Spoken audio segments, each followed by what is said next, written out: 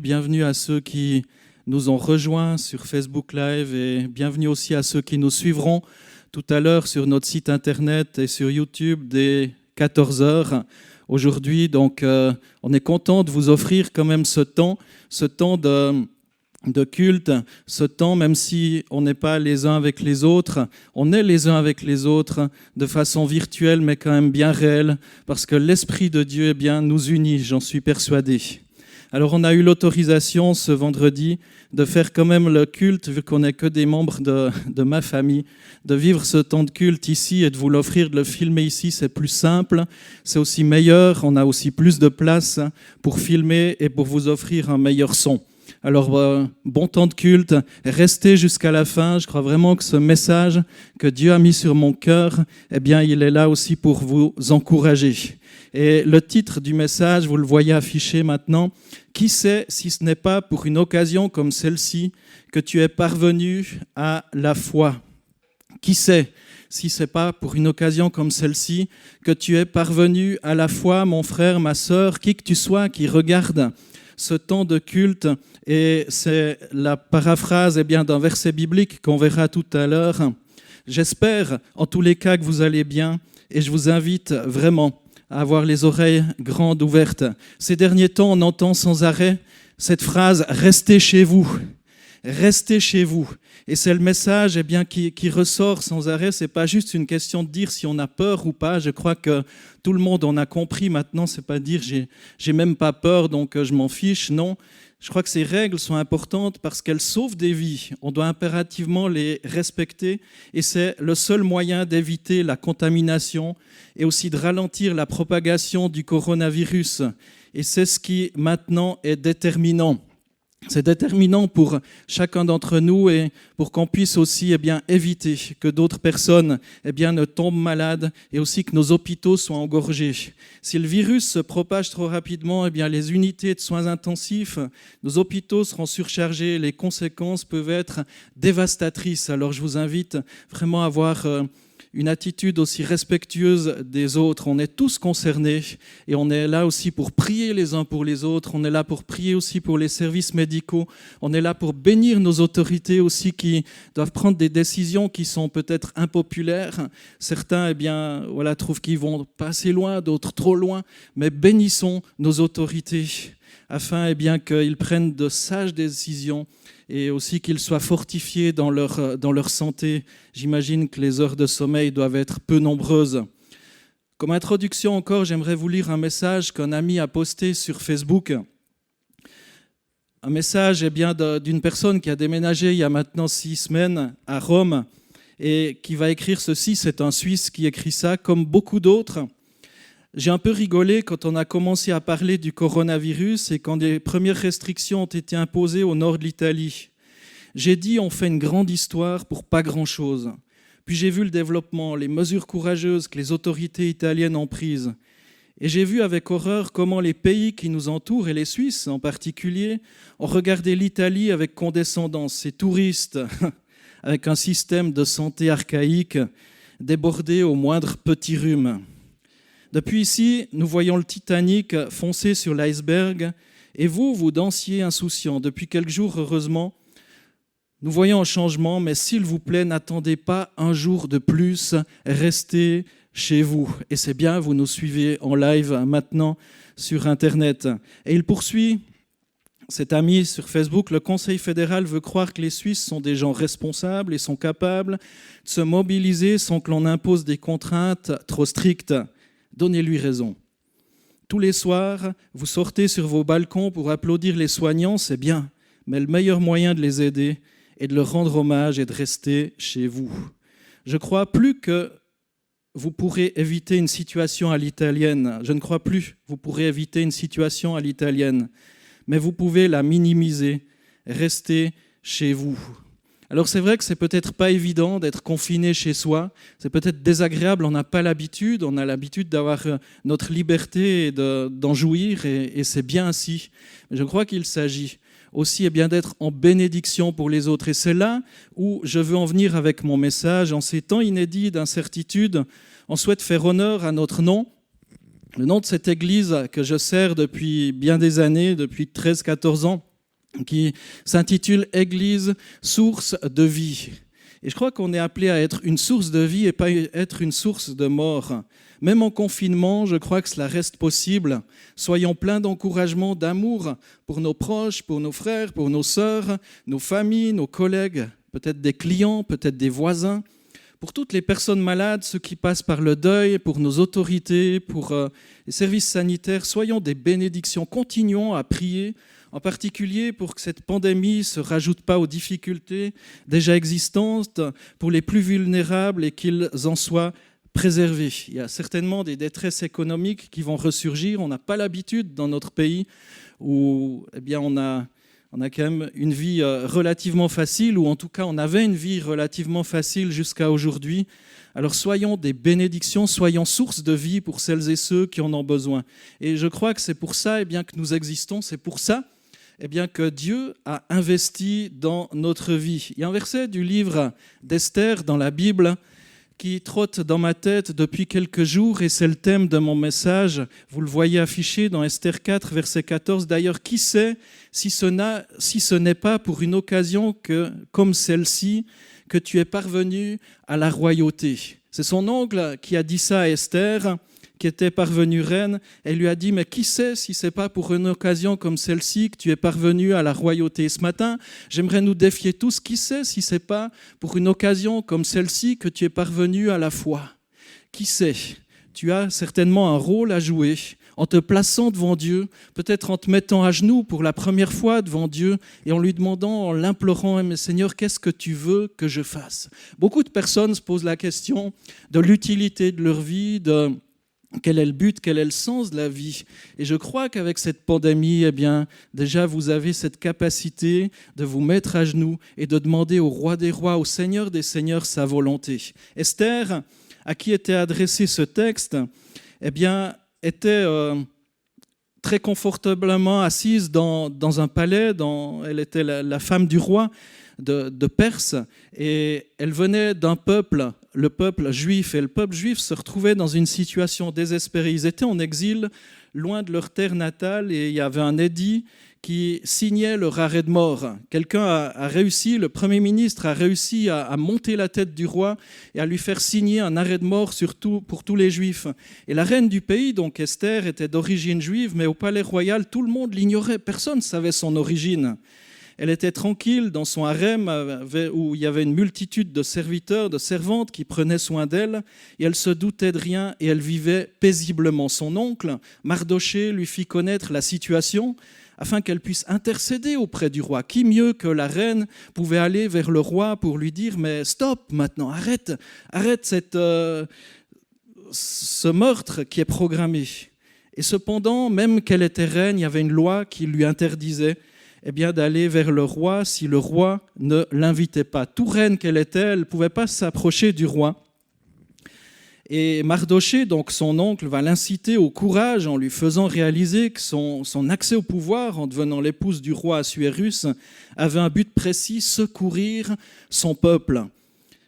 Et il y a dit d'ailleurs, qui sait si ce n'est pas pour une occasion comme celle-ci que tu es parvenu à la royauté. Moi, je vous répète, qui sait si ce n'est pas pour un temps comme celui-ci que vous êtes parvenu là où vous êtes aujourd'hui. Je me pose la question pour moi. C'est vrai que quand tout roule, c'est facile de parler de la foi, c'est facile de parler de versets d'encouragement. Et aujourd'hui, on est défié plus que jamais dans notre foi. Vous êtes unique à travers votre histoire.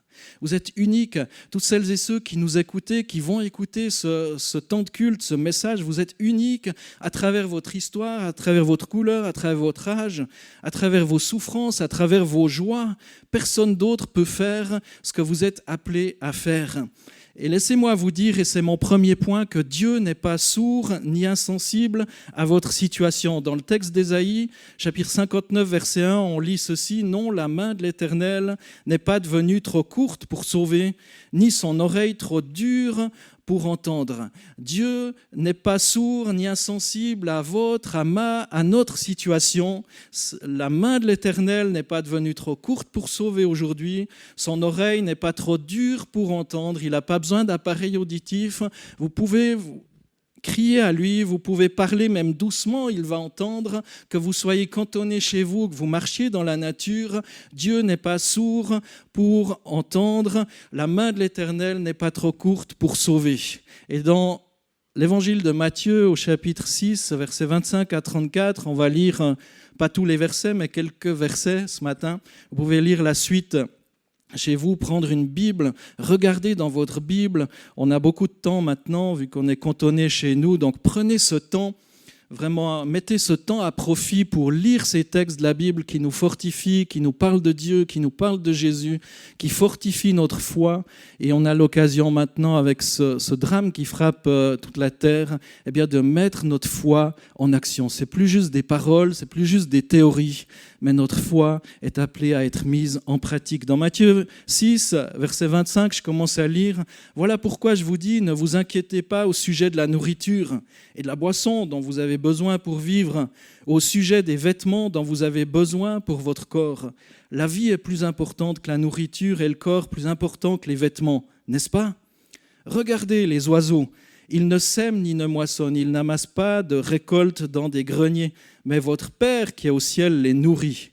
Ne valez-vous pas beaucoup plus que les oiseaux ? Qui d'entre vous parvient à prolonger un peu la durée de sa vie par le souci qu'il se fait ? Et c'est bien vrai, qui peut améliorer son quotidien, améliorer sa vie par le souci qu'il se fait ? Souvent, le souci pourrit notre vie. Le souci nous empêche d'agir avec sérénité. La crainte nous pousse à faire des choses qu'on regrette parfois par la suite. Je poursuis au verset 31. Ne vous inquiétez donc pas en disant « qu'allons-nous manger ?» Aujourd'hui, en regardant les rayons vides, parfois dans certains magasins où on voit que certains ont fait des surstocks, je pense que beaucoup sont dans ce souci et se disent « mais qu'allons-nous manger ?» Et c'est une préoccupation qui est là. Mais la Bible nous dit, ne vous inquiétez donc pas en disant qu'allons-nous manger, qu'allons-nous boire, qu'allons-nous mettre pour nous habiller. En effet, les gens qui ne connaissent pas Dieu cherchent tout cela sans arrêt. Mais votre Père qui est au ciel sait que vous en avez besoin. Au verset 33, préoccupez-vous d'abord du royaume de Dieu et de la vie juste qu'il demande, et Dieu vous accordera aussi tout le reste. Ne vous inquiétez donc pas du lendemain. Le lendemain se souciera de lui-même. À chaque jour suffit sa peine. Ce message que je vous adresse ce matin, c'est vraiment un message pour vous encourager à placer votre confiance en Dieu. Cherchez premièrement le royaume de Dieu et sa justice, et tout le reste vous sera donné en plus. Ça ne veut pas dire qu'on ne doit pas travailler, ça ne veut pas dire qu'on ne doit pas faire le nécessaire. Ce n'est pas ça que je suis en train de dire. Mais je suis en train de vous dire, mais focalisez votre attention à la bonne place. Placez votre attention au bon endroit. Désirez-vous être débarrassé de l'inquiétude ? Alors faites confiance à Dieu. Ce passage qu'on vient de lire est une série d'instructions données comme antidote à la peur du temps présent. Et Dieu sait combien je me fais parfois du souci. Je me souviens lorsque j'étais en fin d'apprentissage, j'avais les examens qui étaient là et j'étais persuadé que j'allais échouer à ces examens, tellement inquiet que juste avant l'examen pratique qui durait 8 heures de temps, j'étais seul avec 2 experts là et complètement timide, complètement bloqué. J'ai fait un apprentissage de boulanger-pâtissier, un jour de pratique de boulangerie, un jour de pratique de pâtisserie. Et là, j'étais complètement paralysé. Je me souviens, juste avant l'examen, j'ai dû courir aux toilettes pour vomir, tellement j'étais stressé, tellement j'étais bloqué, tellement j'étais paralysé. Et pendant toute la journée, j'ai été complètement stressé, complètement sûr que j'allais échouer. Et finalement, j'ai fait ces examens, les examens théoriques, et j'ai eu un super résultat. Et qui de vous, par ces inquiétudes, peut faire un meilleur résultat ? Les inquiétudes, au contraire, je pense, m'ont pourri cet examen, m'ont pourri l'existence à ce moment-là. Et je vous encourage vraiment à placer votre confiance en Dieu, à vous préoccuper du royaume de Dieu et de la vie juste qu'il demande. Et Dieu vous accordera aussi tout le reste. Priez que Dieu vous aide. Parce qu'il n'est pas insensible à votre situation, il n'est pas sourd à votre situation. Avez-vous l'habitude de dire, mais de toute façon, s'inquiéter, c'est humain, c'est vrai peut-être, mais n'oubliez pas que c'est aussi une faiblesse qui vole la paix dans votre cœur, qui vous paralyse, qui vous empêche peut-être même d'être efficace et de prendre des décisions sages, des décisions réfléchies. Misez plutôt sur Dieu. recherchez sa présence. Vous avez le temps, peut-être vous êtes bloqué à la maison, mettez ce temps à profit. Le fait de s'inquiéter ne peut pas changer notre situation et nous apporte strictement rien. En tout cas, c'est ce que j'ai vu dans l'expérience de ma vie. Alors il y a une deuxième chose, si Dieu n'est pas sourd ni insensible à notre situation, je crois qu'il souhaite aussi qu'on place en lui notre confiance.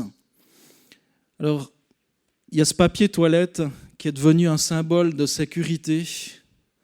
Les gens sont là, mais je crois qu'il est vraiment temps de se tourner vers le Seigneur. Ce n'est pas le papier toilette qui va vous apporter la sécurité, mais c'est si vous placez votre confiance en Dieu. Placez votre confiance dans le Seigneur. Placez votre confiance dans le Seigneur. C'est tellement important. J'aime tellement le psaume 91. C'est une prière de confiance où l'auteur décide, malgré ses difficultés, de lâcher prise en regardant à celui qui tient nos vies dans sa main. Il est vraiment temps de se tourner vers le Seigneur, celui qui tient nos vies dans sa main. Je vais lire un extrait de ce psaume 91. Là aussi, prenez le temps de le lire, le méditer. Je commence à partir du verset 1. « Celui qui se met à l'abri du Dieu très haut se repose à l'ombre du Tout-Puissant. Il dit au Seigneur, « Tu es mon abri. Tu me protèges avec puissance. Tu es mon Dieu, j'ai confiance en toi. Oui, c'est Dieu qui te délivre des pièges du chasseur. Il te guérit de la peste qui tue. » Quel beau verset approprié pour ce qu'on vit aujourd'hui. C'est lui. C'est lui. David, qui a écrit ce psaume, pouvait dire « Tu es mon abri. Tu me protèges avec puissance. Tu es mon Dieu, j'ai confiance en toi. » Oui, c'est Dieu qui te délivre des pièges du chasseur, il te guérit de la peste qui tue. Verset 4. Il te couvre de ses ailes et tu te réfugies près de lui comme un poussin sous les ailes de sa mère. Oui, sa fidélité te protège comme un bouclier. Alors tu n'auras peur de rien, ni des dangers de la nuit, ni des flèches lancées en plein jour, ni de la peste qui avance dans l'obscurité, ni du malheur qui frappe en pleine lumière. Je prie vraiment pour chacun d'entre nous, pour vous aussi, mes amis qui écoutez ce message, vraiment que tu n'aies plus peur, que tu puisses placer ta confiance en Dieu, que tu puisses arrêter de t'inquiéter. S'inquiéter, c'est miser sur un problème qui n'arrivera peut-être jamais. C'est comme cet exemple que je vous ai raconté pour mes examens de fin d'apprentissage. J'étais persuadé que j'allais louper. J'étais persuadé que je n'étais pas à la hauteur et pourtant j'avais fini premier du canton aux examens. Quelle stupidité! Quelle stupidité de s'inquiéter de la sorte alors que peut-être Dieu vous dit mais non, tu es capable. Tu es capable, arrête de t'inquiéter, c'est possible. Ça vole votre joie du temps présent. Misez plutôt sur Dieu et vivez la paix. Il y a des choses qui sont plus importantes aussi que d'autres. Visez sur l'essentiel. Choisissez bien de vous appuyer sur Dieu. Dans le texte de Lamentation, chapitre 3, versets 21 à 23, vous pouvez lire avec moi ce texte. « Voici ce que je veux repasser en mon cœur. Ce pourquoi j'espère, c'est que la bienveillance de l'Éternel n'est pas épuisée et que ses compassions ne sont pas à leur terme. Elle se renouvelle chaque matin. Grande est ta fidélité. » Waouh! Est-ce que ça vous impressionne? J'aimerais vous entendre. Ce ne sera pas possible de vous entendre ce matin, mais qu'est-ce que j'aimerais vous entendre? Voici ce que je veux repasser dans mon cœur. Ce pourquoi j'espère, c'est que la bienveillance de l'Éternel n'est pas épuisée et ses compassions ne sont pas à leur terme. Elles se renouvellent chaque matin. Grande est ta fidélité. Chaque matin, Dieu remplit les rayons de sa bonté, comme celles et ceux qui remplissent les rayons des magasins maintenant parce que, on est peut-être inquiet et on consomme plus chaque matin. Et là, laissez-moi vous dire qu'il n'en manque jamais dans les rayons. Il n'en manque jamais dans les rayons du Seigneur, c'est toujours plein. Sa grâce, sa bonté n'est jamais épuisée, elle se renouvelle chaque matin. Grande est ta fidélité. Il y en a pour tous. Même si celui qui a passé avant vous en a pris tout plein, il en reste encore des montagnes, des wagons inépuisables. Cette bonté du Seigneur se renouvelle pour toi qui écoutes ce message. Comment rester debout lorsque tout s'effondre autour de nous? On peut se dire, moi je suis vraiment abasourdi de voir les centaines de morts chaque jour. On arrive à 700-800 morts chaque jour en Italie et en Suisse, il y en a déjà quelques-uns, mais par la grâce de Dieu, pas autant, mais on ne souhaite jamais ça. Mais je suis abasourdi de voir toutes ces personnes qui meurent dans le monde de par cette maladie qui frappe notre monde à l'heure actuelle. Comment rester debout quand tout s'effondre autour de nous? Je crois que la réponse se trouve dans la Bible toujours, qui fortifie notre foi, qui nous encourage. Je ne suis pas en train de minimiser ce qui se passe dans le monde. Écoutez jusqu'au bout et vous verrez vraiment aussi que Dieu a quelque chose pour nous fortifier dans ces temps d'épreuve. Dans Ésaïe 40, verset 31, il est écrit « Mais ceux qui mettent leur espoir dans le Seigneur retrouvent des forces nouvelles. » Peut-être tu es fatigué, peut-être tu as une maladie, peut-être tu as des soucis, peut-être tu es chef d'entreprise et tu te dis « Mais comment je vais payer mes salariés ? Comment je vais réussir à faire vivre mon entreprise ?» Ceux qui mettent leur espoir dans le Seigneur retrouvent des forces nouvelles. Ils s'envolent comme des aigles, ils courent sans se fatiguer, ils avancent sans s'épuiser. Place ta confiance dans le Seigneur. Place ta confiance dans le Seigneur. Regarde à Jésus. Donc si Dieu n'est pas sourd ni insensible à notre situation, il souhaite aussi qu'on place en lui notre confiance. Et ce que j'aimerais dire comme troisième et dernier point, c'est que Dieu sera avec toi dans la détresse. Dieu est avec toi dans la détresse. La vérité que proclame le psaume 91, c'est qu'aucun mal n'atteint l'enfant de Dieu et aucun mal ne peut porter atteinte à sa vie, à sa joie éternelle. Dieu changera ses maux en bien. Vous me direz, mais alors pourquoi tous ces curés, ces pasteurs, ces gens, ces hommes, ces femmes de Dieu, ces croyants sont morts? C'est contradictoire avec la parole de Dieu. Écoutez aussi. Regardez à l'exemple de Jésus aussi. Cette vérité, un enseignement pour nous préparer aussi pour la suite. Pour nous préparer pour ce qui va venir. Et ce que j'aimerais dire, mais est-ce que tu es prêt ce matin? Est-ce que tu es prêt ou aujourd'hui ou lorsque tu écouteras ce message, est-ce que tu es prêt à la rencontre de ton Dieu? Est-ce que tu es prêt? Jésus, lui qui est l'exemple suprême, a souffert aussi dans le jardin de Gethsémane. Il était tellement stressé, effrayé par ce qui venait face à lui, eh bien qu'il transpirait des gouttelettes de sang. Je ne sais pas si vous imaginez l'état de stress dans lequel Jésus-Christ, notre Seigneur, se trouvait. Mais il connaissait aussi le psaume 91. Il connaissait toute la parole de Dieu. Même s'il se faisait torturer, cloué à la croix, Dieu lui disait toujours « Aucun mal ne t'arrivera ». Il savait qu'une joie lui était réservée et que cette joie serait infiniment plus grande que la douleur par laquelle il était appelé à passer. Alors il a pu tenir. Mais même dans le jardin de Gethsémane, il a dit à Dieu, à son Père, « Père, si c'est possible que cette coupe s'éloigne de moi. » Mais toutefois, non pas ma volonté, mais la tienne. Dieu est avec toi dans la détresse, en la personne de Jésus-Christ aussi. Et il voit plus loin que ce qu'on voit à l'heure actuelle. Et si cette vérité est gravée dans notre cœur, si on sait d'avance que tout ce qui nous arrive ne pourra pas porter atteinte à notre joie, à la vie qui nous est réservée, eh bien on pourra tenir, nous aussi. J'ai entendu hier ce témoignage d'une personne qui vit proche de l'Italie. Et c'est toute une équipe médicale qui ont reçu un patient, pas comme les autres, atteint du coronavirus dans un hôpital italien. C'est un pasteur atteint du coronavirus qui a dû être hospitalisé. Ce pasteur était différent que les autres patients parce qu'il est venu avec sa Bible.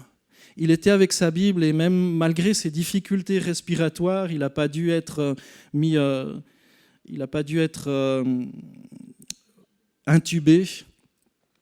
Il avait toujours sa Bible et il lisait sa Bible et les médecins qui croyaient pas en Dieu, le service médical, les infirmières qui croyaient pas en Dieu, avaient un petit sourire aussi au coin et tout à coup, ça a changé l'atmosphère de l'hôpital. Et ce témoignage, c'est un des médecins totalement athée à la base, eh bien, qui a entendu ça et qui en témoigne et qui dit petit à petit, dans toute l'équipe du service médical, ça a changé l'atmosphère et ce médecin a commencé à se rendre compte que Dieu existe parce qu'il y avait une personne qui était au bon endroit, au bon moment. Même si elle était atteinte dans sa santé, j'ai entendu ce témoignage de ce médecin, d'un ami qui est au Tessin et qui a entendu de ce médecin ce témoignage, que tout à coup la foi est venue dans cet hôpital. Les infirmières, les médecins ont commencé à à voir aussi certains changements, à voir des choses qui se passaient.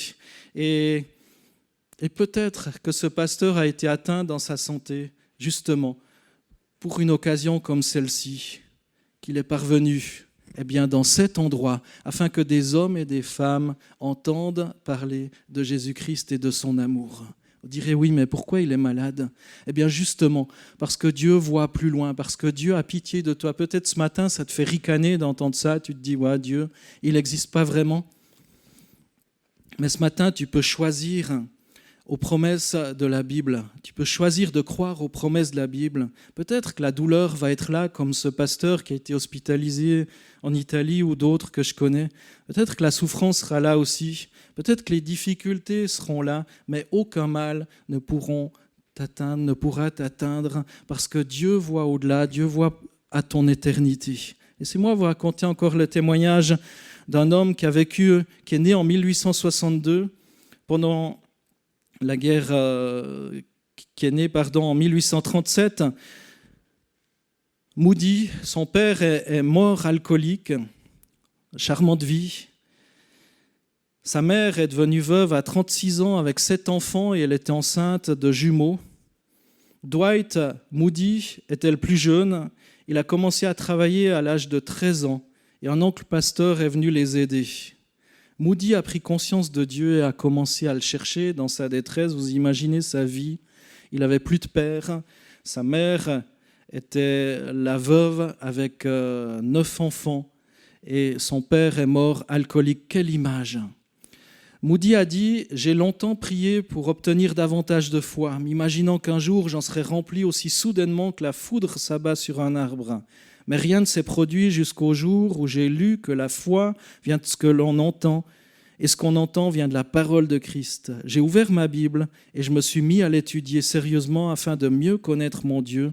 Depuis ce jour-là, ma foi n'a cessé de croître. » En 1862, pendant la guerre civile en Amérique, il va courir au milieu des champs de bataille en demandant aux mourants s'ils étaient chrétiens.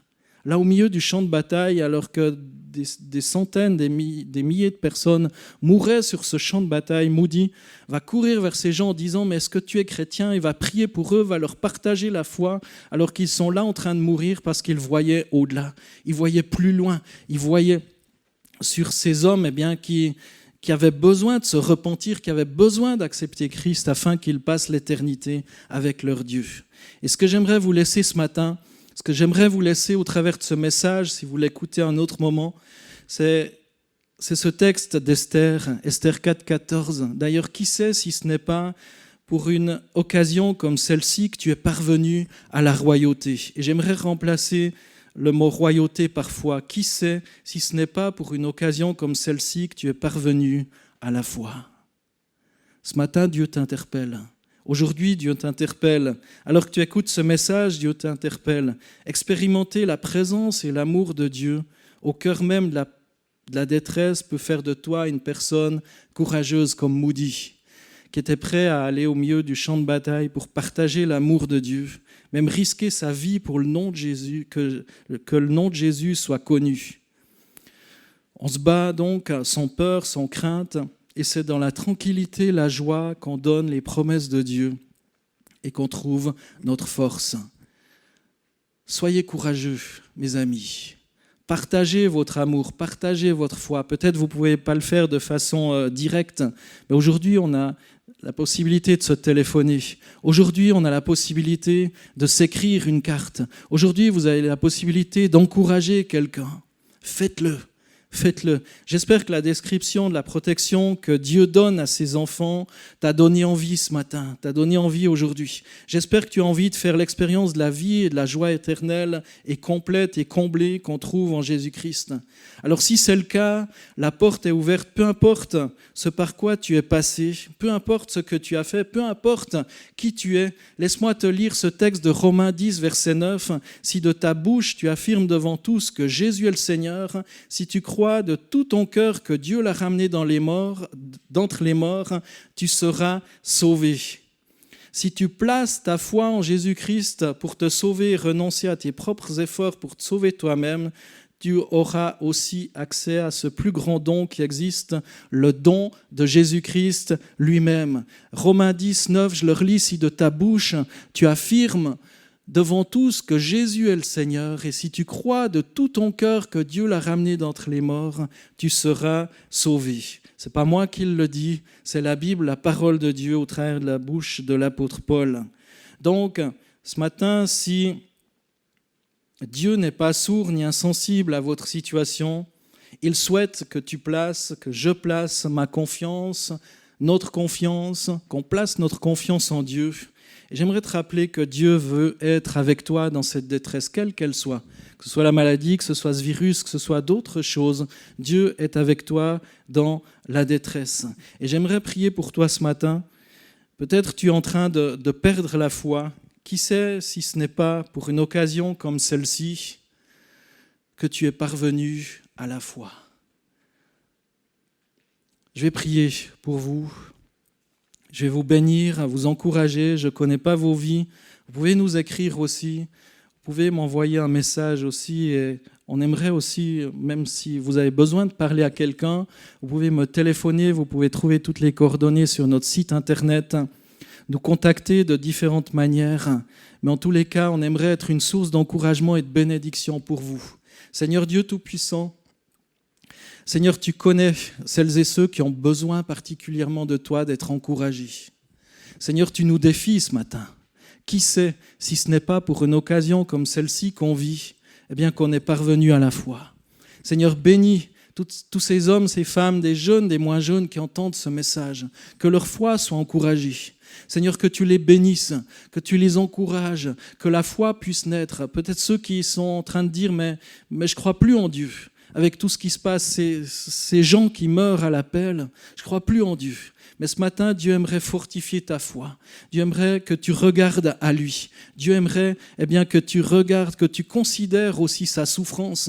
Alors qu'il est venu donner sa vie, tout le monde l'ont rejeté. Et aujourd'hui encore, on le rejette. Considère l'amour de Dieu pour toi.